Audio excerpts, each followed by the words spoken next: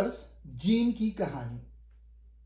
بہت زمانے پہلے سمندر کی گہرائی میں ایک ننھی سی نقل بنانے والی چیز پیدا ہوئی۔ یہ چیز اتنی چالاک تھی کہ اس نے اپنی کاپی بنائی، پھر وہ کاپی نے اپنی، اور یوں سلسلہ چل پڑا۔ یہی چیز بعد میں جین کہلائی۔ وقت گزرتا گیا، جینس نے محسوس کیا کہ اکیلے رہنا خطرناک ہے، لہٰذا انہوں نے اپنے لیے محافظ گھر بنائے۔ یہ گھر جانوروں اور پودوں کے جسم تھے۔ انسان کا جسم بھی انہی گھروں میں سے ایک ہے، لیکن جین کی ایک خاص عادت تھی۔ وہ ہمیشہ چاہتی تھی کہ وہ زندہ رہے اور زیادہ سے زیادہ نقل بنائے۔ اس مقصد کے لیے وہ اپنے گھر یعنی جسم کو طرح طرح کے رویے سکھاتی تھی۔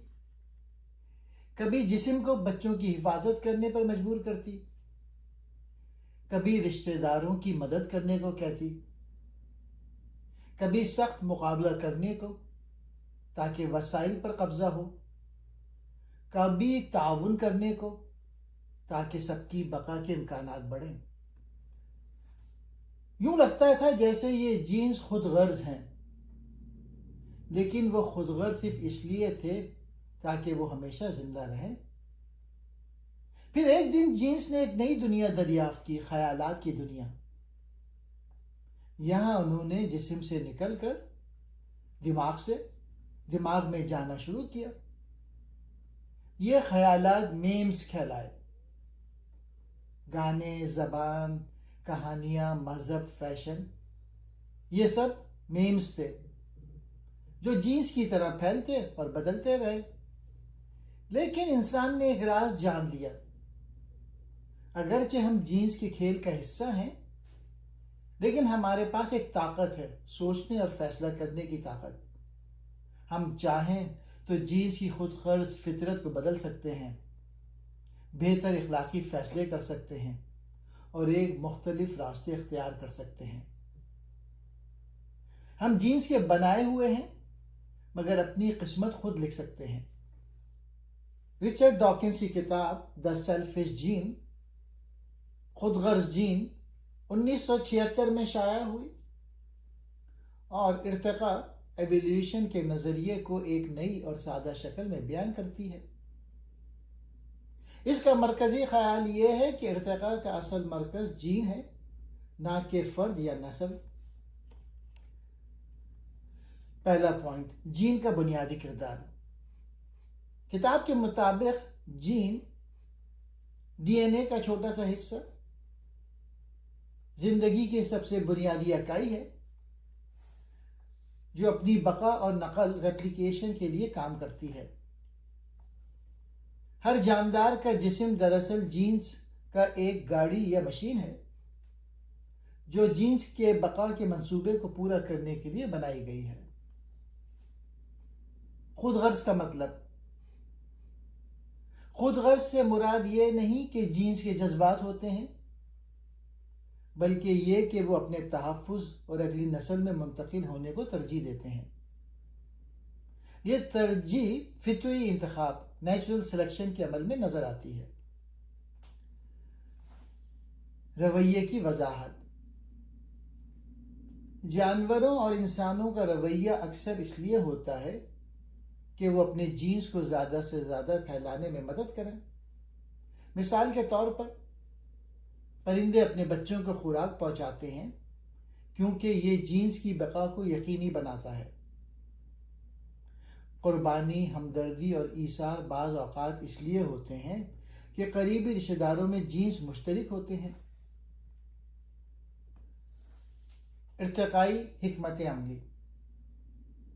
ڈاکنز بتاتے ہیں کہ جاندار اپنے ماحول کے مطابق ایسی حکمت عملی اختیار کرتے ہیں جو ان کے جینز کی بقا کے امکانات بڑھائے۔ یہ حکمت عملی کبھی جارحانہ اور کبھی تعاون پہ مبنی بھی ہو سکتی ہے۔ میمز کا تصور۔ کتاب کے آخر میں ڈاکنز میمز کا تصور متعارف کراتے ہیں، یعنی ثقافتی خیالات اور عادات بھی جینس کی طرح ایک ذہن سے دوسرے ذہن میں نقل ہو کر پھیلتی ہیں، جیسے گانے، عقائد، زبان یا فیشن۔ اس کتاب کا پیغام یہ ہے کہ ہمیں یہ سمجھنا چاہیے کہ ہم جینس کے ذریعے ارتقاء کا نتیجہ ہیں، لیکن چونکہ ہمارے پاس شعور یعنی کانشیسنس ہے، ہم اپنے خود غرض جینس کے اثر سے اوپر اٹھ کر بھی فیصلے کر سکتے ہیں۔ 6 پوائنٹس کو ایکسپلین کرتا ہوں۔ جین کا بنیادی کردار۔ دی سیلفش جین میں رچرڈ ڈاکنز وضاحت کرتے ہیں کہ جین دراصل زندگی کے سب سے بنیادی اور مستقل اکائی ہے۔ جاندار، انسان، جانور، پودے سب جینس کے لیے ایک طرح کا عارضی جسم یا گاڑی ہیں جو جینس کو محفوظ رکھنے اور آگے منتقل کرنے کے لیے کام کرتا ہے۔ جین ڈی این اے کا ایک حصہ ہے جو جسمانی اور رویے سے متعلق ہدایت محفوظ رکھتا ہے۔ جینس کا مقصد اپنی نقل تیار کرنا ہے تاکہ وہ آنے والی نسلوں میں موجود رہے۔ قدرتی انتخاب اس بات کو یقینی بناتا ہے کہ وہ جینس جو زندہ رہنے اور تولید میں کامیاب ہیں آگے منتقل ہوں۔ سادہ لفظوں میں جین وہ انجینئر ہیں اور ہمارا جسم ان کی بنائی ہوئی مشین ہے تاکہ وہ خود کو زندہ رکھ سکیں اور آنے والی نسلوں میں پہنچا سکیں۔ دوسرا پوائنٹ، خود غرض کا مطلب۔ رچرڈ ڈاکنز جب جین کو خود غرض کہتے ہیں تو اس کا مطلب جذبات یا نیت نہیں ہوتا، بلکہ ایک ارتقائی حکمت عملی ہے۔ جین ہمیشہ ایسے طریقے اختیار کرتے ہیں جس سے اس کی بقا اور آگے منتقل ہونے کے امکانات زیادہ ہوں۔ یہ حکمت عملی کبھی جارحانہ، مثلا وسائل پر قبضہ، کبھی دفاعی اور کبھی تعاون پہ مبنی، مثلا رشتہ داروں کی مدد بھی ہو سکتی ہے۔ خود غرض کا مطلب ہے کہ جین کی اصل ترجیح اپنی بقا ہے، چاہے اس کے لیے باقی جسم یا ماحول پر اثر پڑے۔ مثال کے طور پہ اگر کوئی جانور اپنے قریبی رشتہ داروں کی مدد کرتا ہے تو یہ بظاہر ایثار لگتا ہے، مگر حقیقت میں یہ بھی جین کا اپنا فائدہ ہے، کیونکہ رشتہ داروں میں وہی جینز بڑی تعداد میں پائی جاتے ہیں۔ تیسرا پوائنٹ، رویے کی وضاحت۔ دی سیلفش جین میں رچرڈ ڈاکنز بتاتے ہیں کہ جانوروں اور انسانوں کا زیادہ تر رویہ، چاہے وہ جارحانہ ہو یا مہربان، دراصل اس لیے بنتا ہے کہ جینس کی بقا اور پھیلاؤ کے امکانات بڑھیں۔ والدین کی قربانی، پرندے، مچھلیاں یا انسان اپنے بچوں کی حفاظت اور پرورش میں وقت اور توانائی لگاتے ہیں، کیونکہ بچے جینس کا اگلا جنریشن ہے۔ رشتہ داروں کی مدد، اگر کوئی جانور اپنے بہن بھائی یا چچا کی مدد کرتا ہے تو وہ بالواسطہ اپنے ہی جینس کو محفوظ کر رہا ہوتا ہے۔ تعاون، بعض اوقات جانور گروپ میں شکار کرتے ہیں یا ایک دوسرے کو خبردار کرتے ہیں تاکہ سب کی بقا کے امکانات بڑھیں اور یوں مشترک جینس محفوظ رہیں۔ مقابلہ، خوراک، جگہ یا ساتھی کے لیے لڑائی بھی جینس کے فائدے کے لیے ہوتی ہے، کیونکہ جیتنے والے کو اپنی نسل آگے بڑھانے کا زیادہ موقع ملتا ہے۔ سادہ لفظوں میں ہمارا زیادہ تر رویہ، چاہے وہ اچھا لگے یا برا، جینس کی بقا کی حکمت عملی کا حصہ ہے۔ چوتھا پوائنٹ، ارتقائی حکمت عملی۔ رچرڈ ڈاکنز کے مطابق جاندار اپنے ماحول کے مطابق ایسی حکمت عملی اختیار کرتے ہیں جو ان کے جینس کے بقا اور پھیلاؤ کے امکانات بڑھائے۔ یہ حکمت عملی فطری انتخاب کے ذریعے کئی نسلوں میں بنتی اور مضبوط ہوتی ہے۔ کتاب کے مطابق ڈھلاؤ یعنی ایڈپٹیشن، جو جاندار اپنے ماحول سے بہتر ہم آہنگ ہوتے ہیں ان کے جینز زیادہ دیر تک زندہ رہتے ہیں۔